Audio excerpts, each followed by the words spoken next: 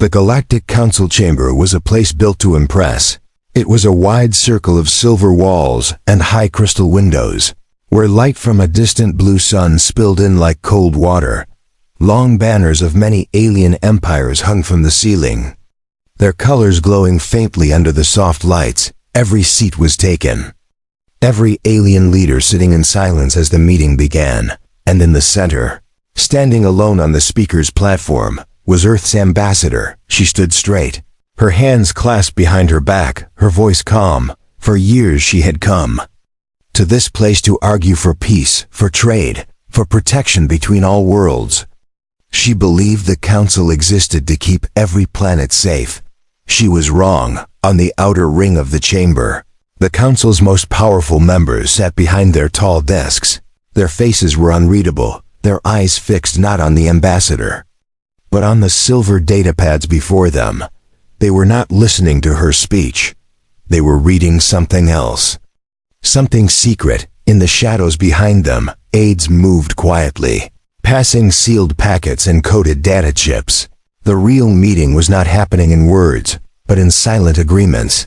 The ambassador finished her report on the growing danger near Earth's borders. Unknown fleets had been seen in the dark between the stars. Raiders were moving closer each month. If the Council did not act, Earth would face invasion. She waited for their reply. No one spoke. Finally, the Council chair, a tall, pale alien with 6 black eyes, leaned forward. His voice was smooth, polite. He thanked the ambassador for her report. Then he said they would consider the matter carefully. But the ambassador noticed how the other members avoided her eyes.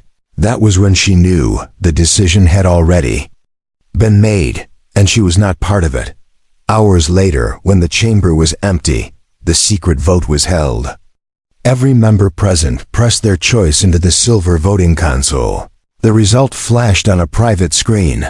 Earth will be cut off from Council military aid, trade privileges suspended, emergency protection revoked, and one more hidden line of text. Earth's coordinates will be shared with the Draxian Empire. The Draxians were not friends. They were predators. Their fleets did not conquer. They erased. One of the Council aides carried the order to a sealed comm room. There, a thin alien in a black robe activated a private channel. His voice was low as he spoke into the dark screen. "The target is yours," he said. On the other side, a deep growl answered. "We will burn it."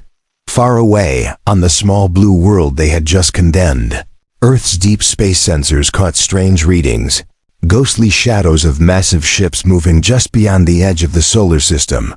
Signal analysts studied the data and felt their blood turn cold. They knew these were not traitors. These were Draxian warships. In the war rooms under Earth's capital, generals spoke in hushed tones. Messages were sent to the Council for confirmation. Hours passed with no reply. Finally, a single transmission arrived. It was short and cold. "The Council regrets that it cannot interfere in this matter." It was signed with the mark of the Council chair. When the ambassador returned to Earth, her face was like stone. She stood before the leaders of the unified human fleet and told them everything. She told them about the vote. She told them about the betrayal. She told them about the Draxians, and when she was done, the room fell silent. The fleet admiral, a man who had fought in more battles than anyone alive, slowly rose to his feet. His voice was quiet but steady. "They think we will beg for help," he said. "They think we will kneel." He looked around at the captains, the strategists, the engineers. "Instead, we will make them regret ever hearing the name of Earth." The ambassador nodded. She had seen the cold faces in the Council chamber. She had felt the knife slide between the ribs of trust. And she knew what came next would not be politics. It would be war. That night, in the hidden shipyards orbiting Jupiter, the forges lit up like stars. Steel frames of new warships rose in the darkness. Engines hummed, armor plating slid into place. Weapons older empires had never imagined came to life under human hands. Every worker, every soldier knew why they were building. This was not just defense. This was preparation for something the galaxy had never seen before. Somewhere in the black, the Draxian fleet moved closer. Their captains laughed in their war rooms. They believed Earth was alone. They believed the Council's betrayal had left humans helpless. But they had no idea, in the cold heart of space, a storm was forming, and when it broke, it would sweep the galaxy clean.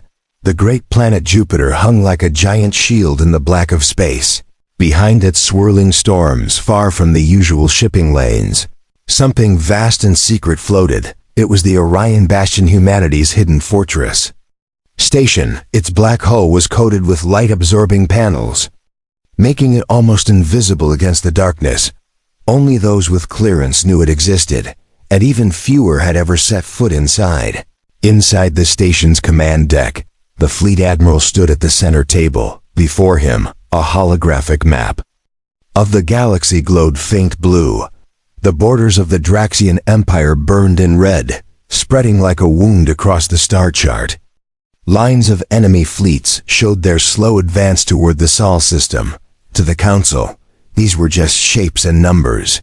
To the humans in that room, they were death coming closer every day. The Admiral spoke, his voice low but clear.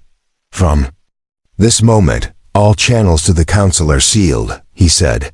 No message in, no message out. We are on our own.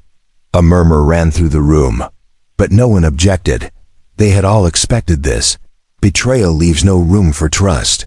He turned to the engineers and shipwrights. Begin the Deep Yard Protocol, he ordered. The meaning was clear. Bring out the secret projects, the ones kept hidden for years.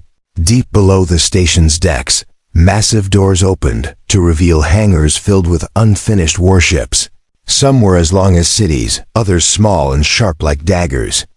Each carried technology the galaxy had never seen. In one corner of the hangar, a dark figure stood watching. It was the ambassador, wearing the same calm mask she had worn in the council chamber.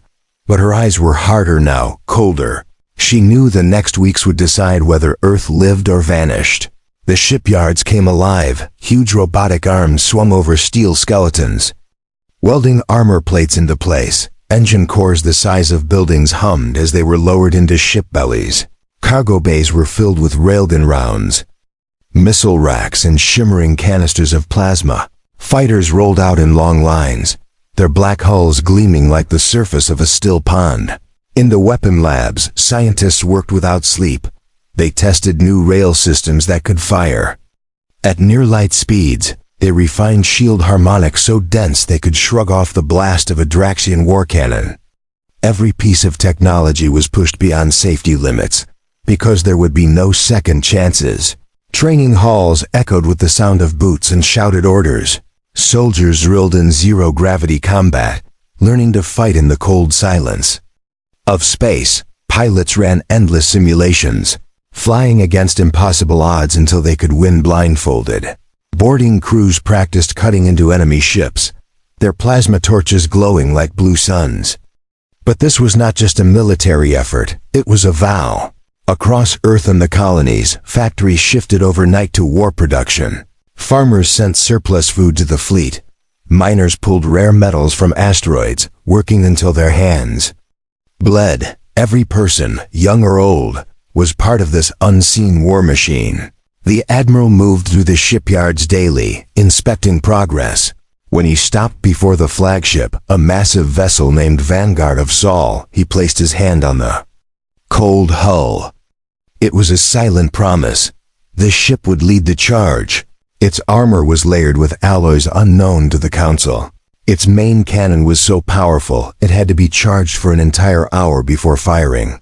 And at its core was something even more dangerous. A jump drive that could fold space in ways no alien technology could match. The ambassador joined him, her voice quiet.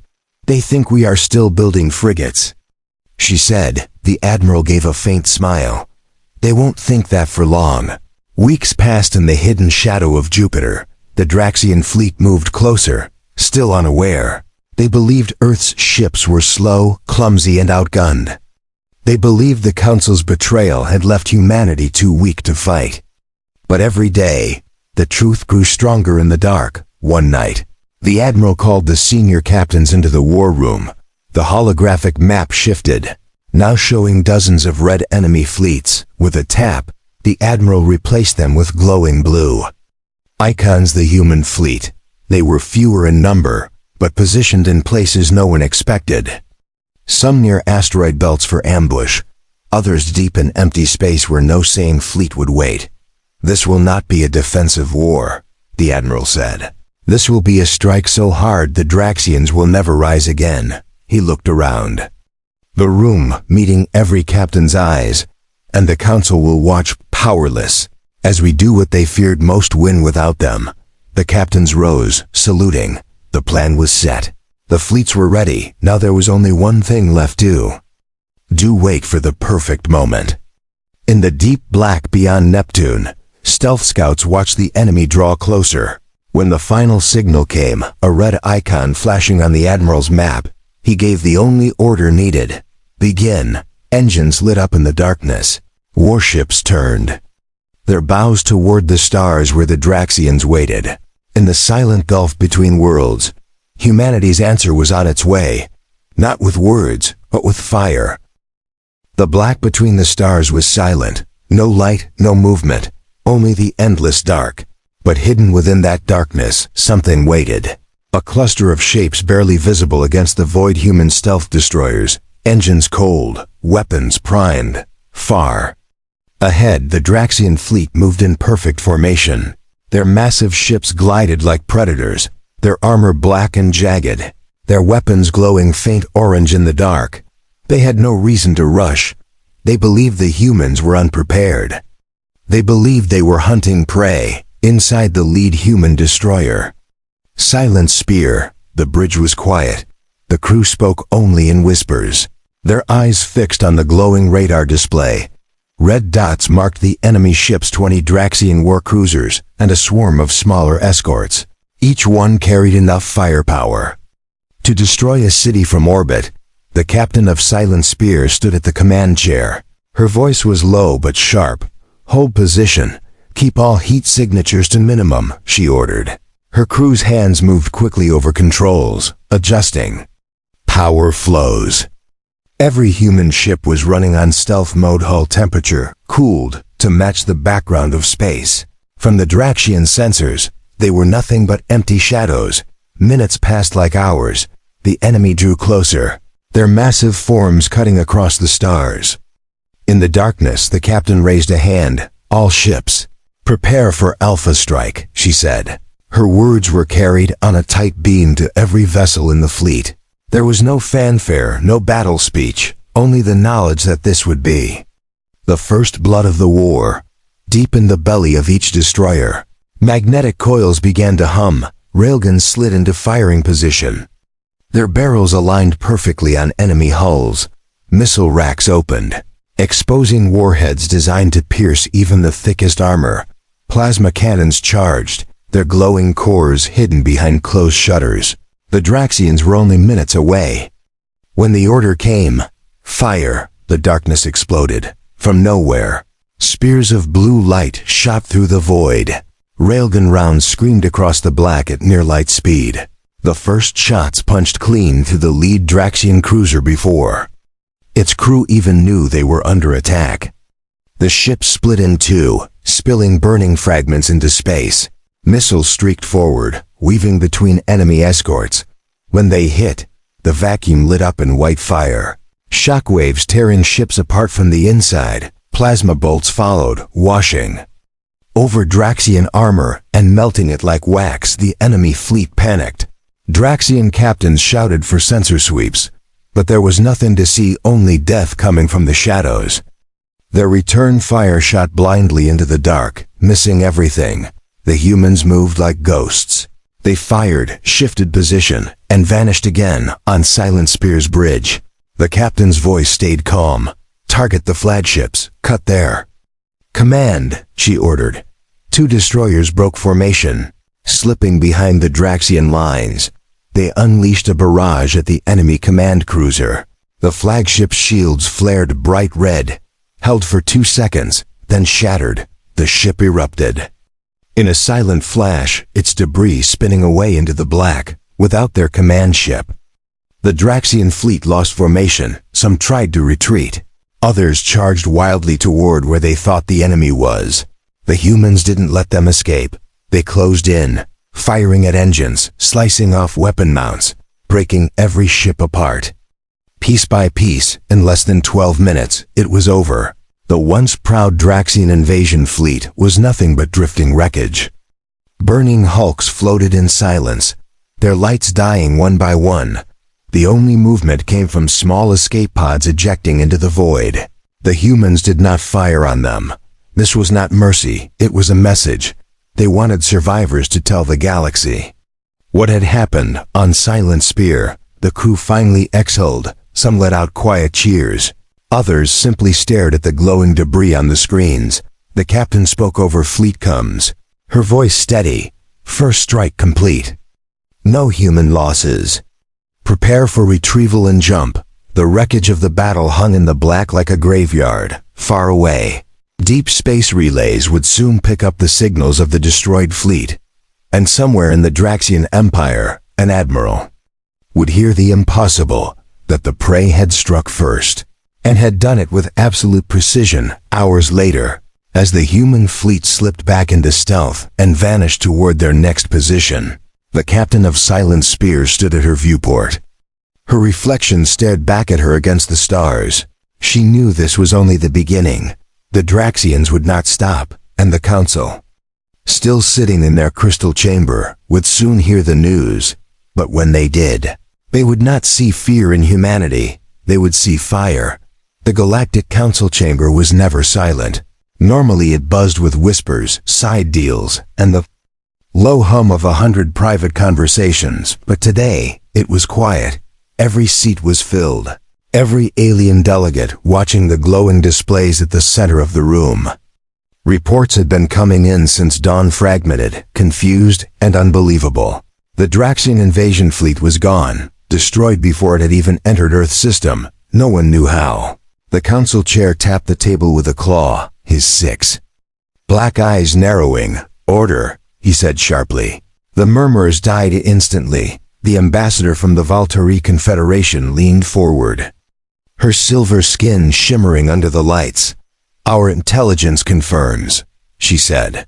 The human fleet intercepted the Draxians far from Earth. She hesitated, her voice low. There were no survivors from the battle, except escape pods. The humans let them go. A ripple of unease passed through the chamber. Letting survivors go was not an act of kindness, it was a warning. The surviving Draxians would tell their empire what had happened, and word would spread to every corner of the galaxy. Before the chair could respond, the room's massive display screens flickered. The council's own secure feed was cut. A single image replaced it, an unfamiliar warship, black and sharp-edged, hanging in the dark. Its hull was marked with the silver emblem of Earth. The image zoomed out, revealing not one ship, but an entire fleet behind it, sleek, heavily armored. Unlike anything the council had ever seen. Then a voice spoke, deep and steady. This is Fleet Admiral of the Unified Human Command. The camera shifted, showing the admiral standing on the bridge of his flagship. Behind him, the cold blue light of space poured through the viewport. He was not smiling, his eyes were fixed on the council as if he were looking at each of them directly. You have betrayed us, he said simply. You voted to abandon Earth to the Draxians. You handed them our coordinates. You cut off aid, hoping we would be destroyed. He let the words hang in the air. No one in the chamber moved.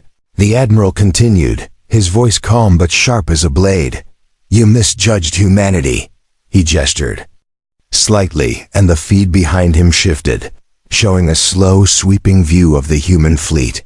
Each warship was lit by the glow of weapon ports, their cannons already charged. Some were so massive they blotted out the stars behind them. Others moved like shadows, impossible to track even on advanced sensors. The admiral's tone hardened. We are not here to ask for justice. We are here to deliver it. He leaned forward slightly. To the Draxian Empire, know this. Your fleet was only the first. We are coming for the rest. To the Council, understand this.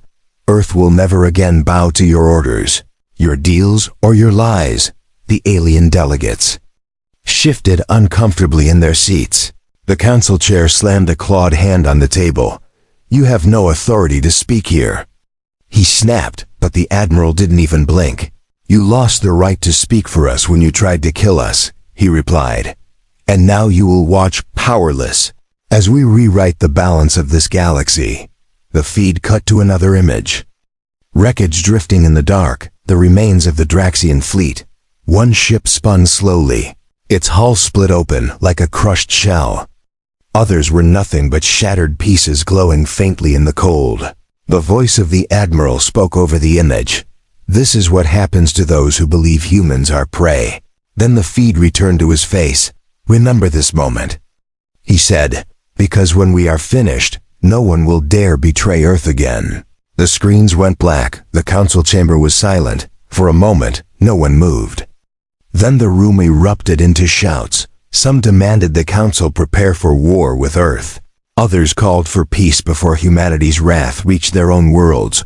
All the while, the chair sat frozen, his claws tapping nervously against the desk in the corner. The ambassador from a small outer rim species leaned toward her aide, whispering, "They've changed," she said quietly. Her aide frowned. "No," she corrected. "They've stopped pretending." Far away, aboard the flagship Vanguard of Sol, the admiral stood in silence after the transmission ended. The ambassador from Earth approached him, her hands clasped behind her back. "They will hate you for this," she said. The admiral looked out at the human fleet. "They already did," he answered. "Now they will fear us." And in the black between the stars, engines lit like sparks in the dark. The human fleet began to move, not toward home, but toward the next target. The human fleet did not slow down. It moved like a storm across the galaxy, leaving shattered defenses in its wake.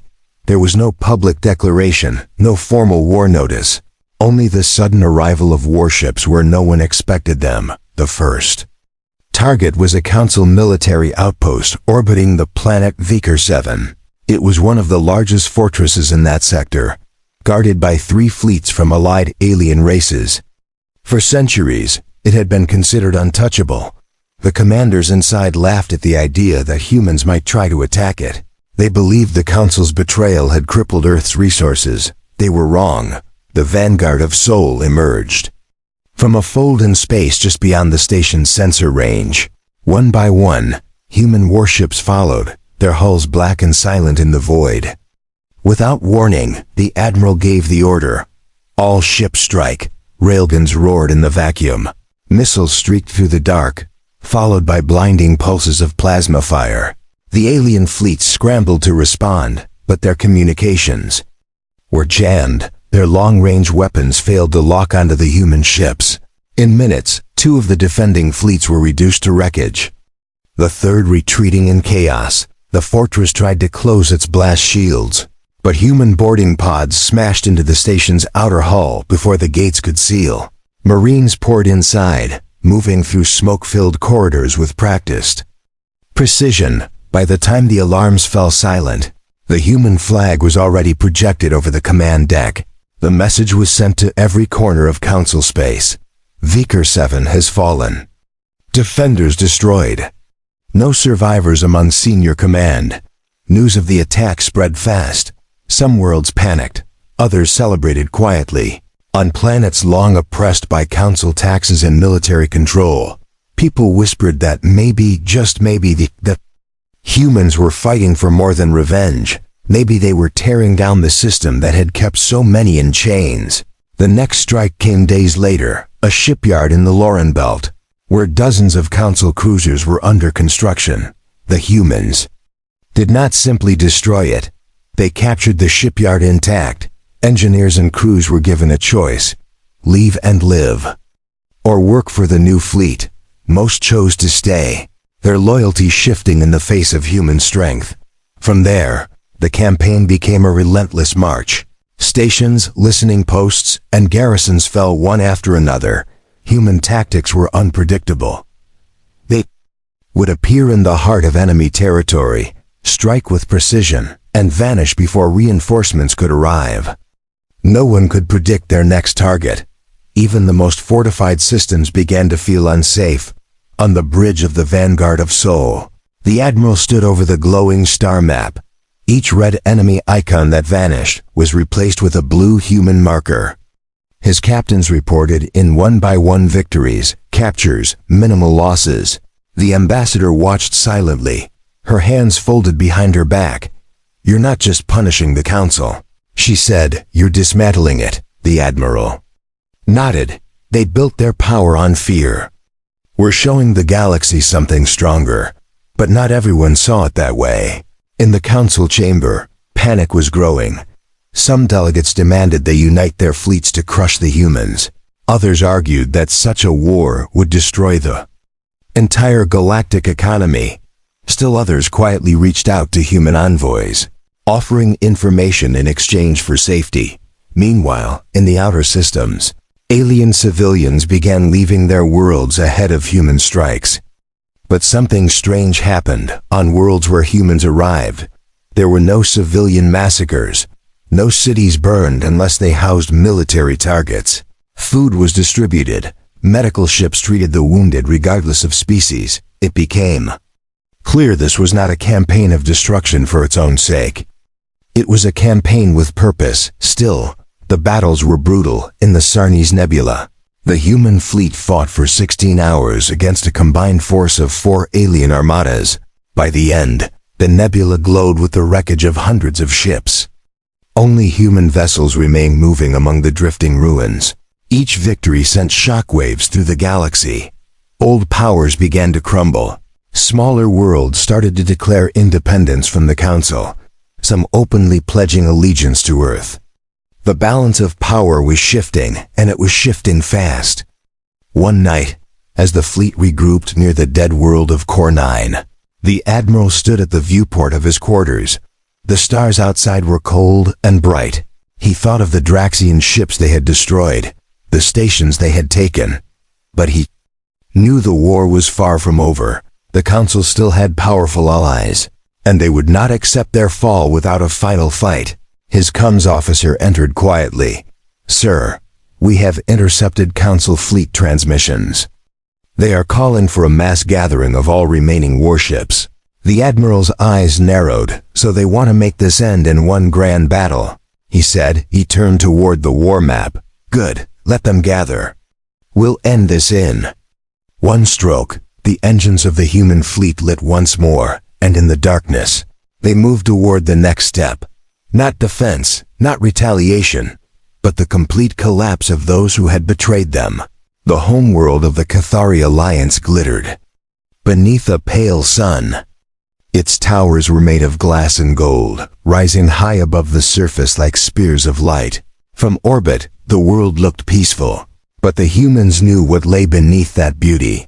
The Cathari counselors had been among the first to vote for Earth's abandonment. They had not just agreed to the betrayal, they had profited from it, selling Earth's trade routes, taking bribes from the Draxian Empire. Today, that ended. The Vanguard of Sol emerged from a fold in space just beyond the Cathari defense perimeter.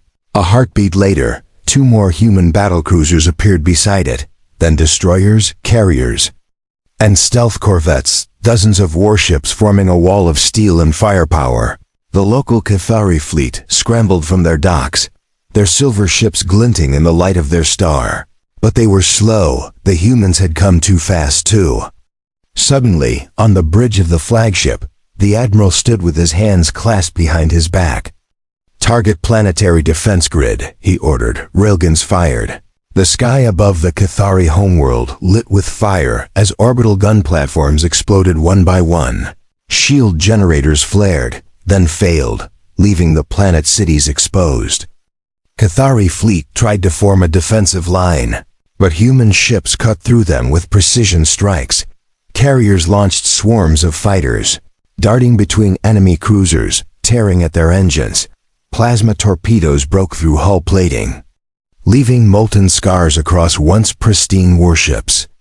In less than 20 minutes, the fleet was gone. Wreckage drifted above their world. A silent crown of failure. Send the landing teams, the admiral said. Dropships fell through the planet's clouds, their black hulls cutting through the golden skyline. They landed on the marble steps of the Cathari Council Hall. Human marines poured out, weapons ready. Inside, the alien counselors huddled in their chamber. Their once proud voices now trembling, the marines surrounded them.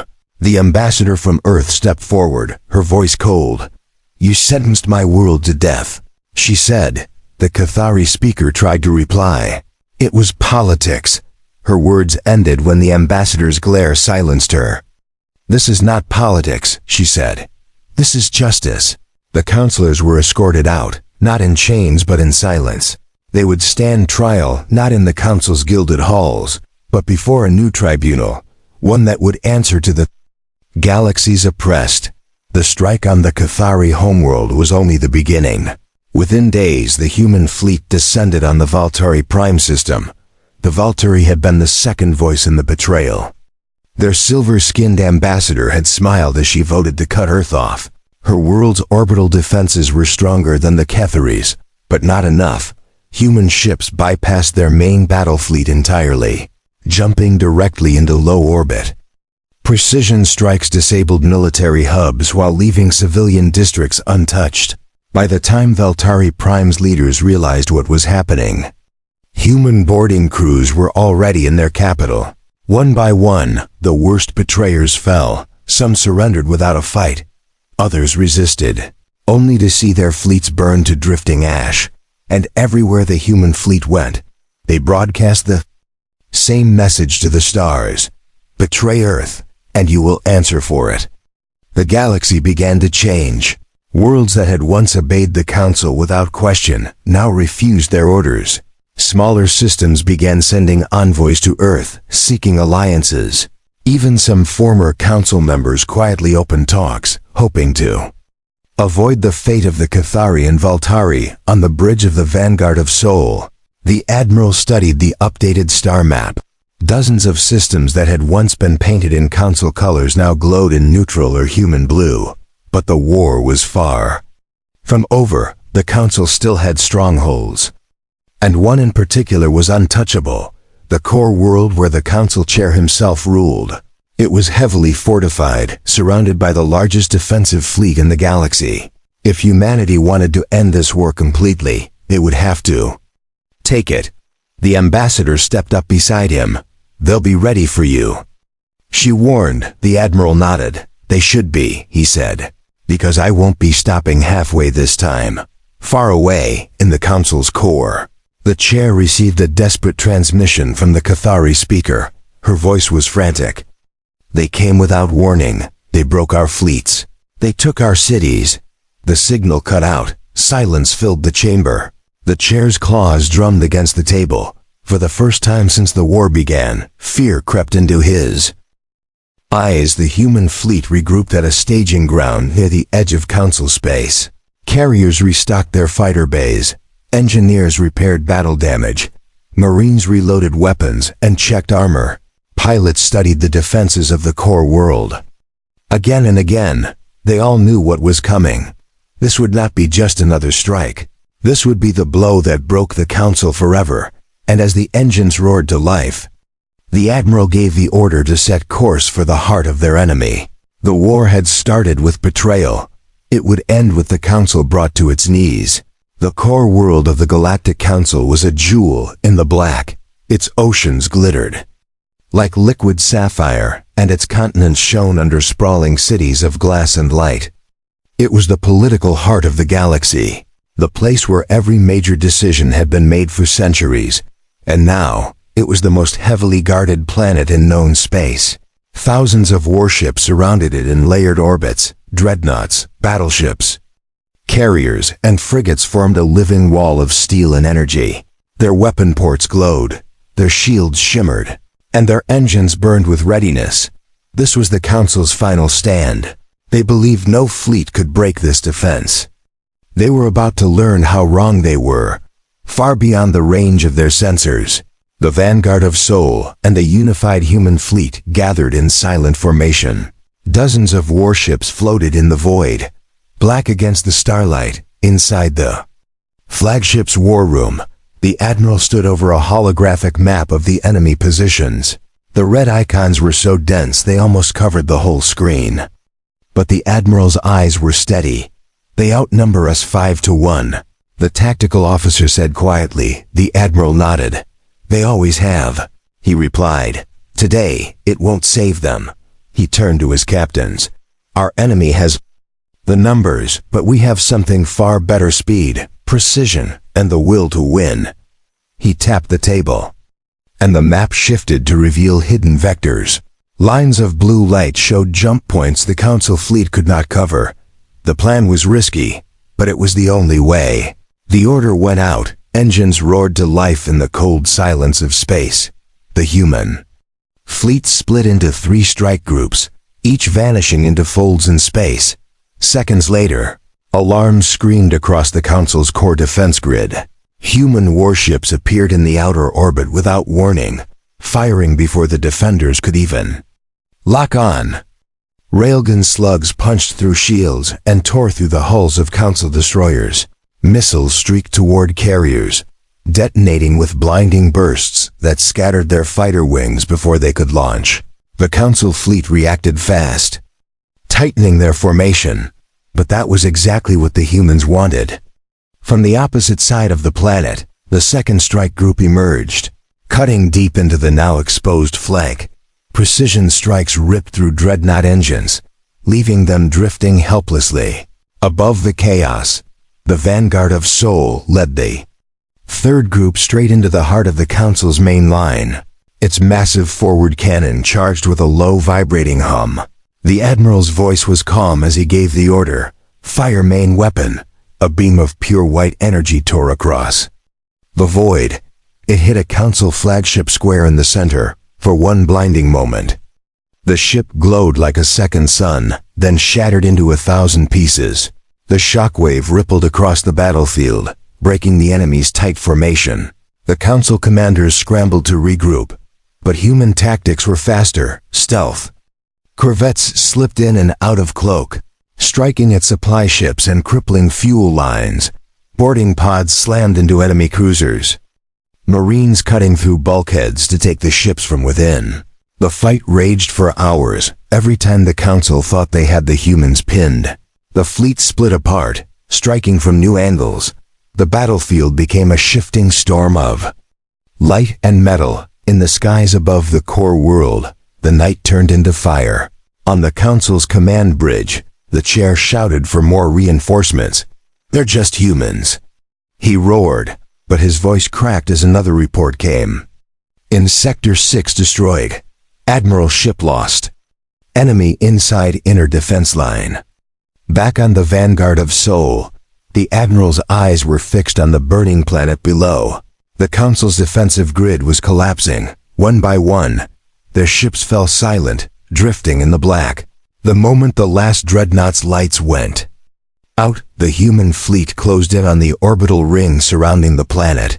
"Target the command station," the Admiral ordered. Railguns and plasma cannons fired in unison. The massive station's shields flared, then shattered. Explosions tore through its structure until it broke apart, falling in fragments toward the atmosphere. The Council's fleet was gone. The orbital defenses were gone, and for the first time in its history, the core world lay defenseless. The Admiral opened the channel to the planet. "This is the unified human fleet," he said, his voice echoing through every comm on the surface. "Lay down your weapons and surrender your leaders. This war is over." There was no reply for several seconds. Then the voice of the Council chair came through, weak and shaken. "We surrender." A wave of quiet moved across the bridge of the Vanguard. The crew didn't cheer. They only stood in silent respect for what had been done. The cost had been high, but the message was clear. Earth would never be betrayed again. Without consequence, and as the burning wreckage drifted in the black, the human fleet began its descent to the planet's surface. The final chapter of the war was about to begin. The core world skies were no longer blue. Thin trails of smoke curled upward from the shattered remains of orbital stations. But the cities below were still standing, The human fleet had struck with precision, destroying only what was needed. For all the chaos of the battle, the streets were quiet now. People watched from doorways and rooftops as the black and silver human dropships descended through the clouds. In the heart of the capital, the council hall still stood, its crystal. Spires caught the light of the pale sun, but cracks ran along their sides. Inside, the once powerful council sat at a long table. No longer in control, no longer untouchable, armed Marines lined the walls, their visors reflecting the fear in the alien leader's eyes. The Admiral entered without ceremony. Behind him walked the Earth Ambassador, her steps slow and deliberate. She carried no weapon, but her presence was sharper than any blade. The chair tried to speak. "Admiral, you have no right." The Admiral raised a hand, and the room fell silent. "You had the right to decide the fate of Earth," he said. His voice calm but steady. "You used that right to betray us. Now we decide yours." A hush spread through the chamber. Every council member knew they were facing the end of their reign. The ambassador stepped forward, her voice like steel. "The era of secret deals and backroom betrayals is over. From this day forward, no world will be left to die because the council finds it convenient." The council members exchanged uneasy glances. Some had hoped for negotiations, others for exile, but they could see now humanity was not here to destroy. They were here to rebuild on their own terms over the next days. The human fleet's presence spread across the core world. Patrols kept order, but there were no mass arrests of civilians. Food and medical aid were delivered to districts damaged during the battle. The humans made it clear they were not conquerors. They were architects of something new. A summit was called in the council hall. But this time, the seats were not filled with the same old voices, representatives from dozens of smaller worlds. Arrived planets that had been ignored, taxed, or oppressed under the old system. They came in humble ships, carrying flags of their people. For the first time, they were given equal seats at the table. The Admiral addressed them all. "The galaxy needs leadership, but not the kind that turns its back on the weak," he said. "From this moment, no single race or empire will hold absolute control. Every world will have a voice. Every decision will be made in the open." The proposal was simple but powerful. A new assembly would replace the old council. Every member world, large or small, would have one vote. Emergency defense pacts would protect any planet under threat, and no military action could be taken in secret. It was called the Accord of Soul, named after Earth. Some worlds hesitated, afraid of giving up their old advantages, but the memory of the human fleet's victory was fresh, and the sight of Earth's warships in the skies above the core world made refusal seem unwise. One by one, the representatives signed the accord. When the last signature was made, the ambassador closed the document with a firm motion. "It is done," she said. A murmur of agreement spread through the chamber. For the first time in generations, there was hope for something better. Outside, the people of the core world gathered in the plazas. They had expected punishment, but instead they saw rebuilding. Human engineers worked side by side with alien crews to repair damaged infrastructure. Children ran through the streets carrying food packs stamped with the Earth emblem. The symbol that had once been unknown here was now a mark of survival. The Admiral stood on the balcony of the council hall, looking down at the crowd. He knew the war was over, but the work ahead would be just as hard. Rebuilding trust across the galaxy would take years, but they had taken the first step. That night, as the human fleet prepared to leave orbit, the vanguard of Sol glowed softly under the planet's pale moonlight. Its hull was scarred, its armor dented from countless battles. But it stood as a reminder strength was not just in weapons. It was in the will to act when no one else would. On the bridge, the Admiral gave his final order for the campaign. "Set course for home," he said quietly.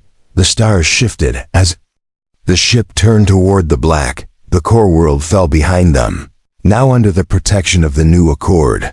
Across the galaxy, stories began to spread. Stories of how Earth had been betrayed and yet had risen. How a fleet once underestimated had brought the most powerful governments to their knees. And how, in the end, they had not claimed the galaxy for themselves. They had given it back to everyone, and so the war ended. But the legend of the human fleet was only beginning.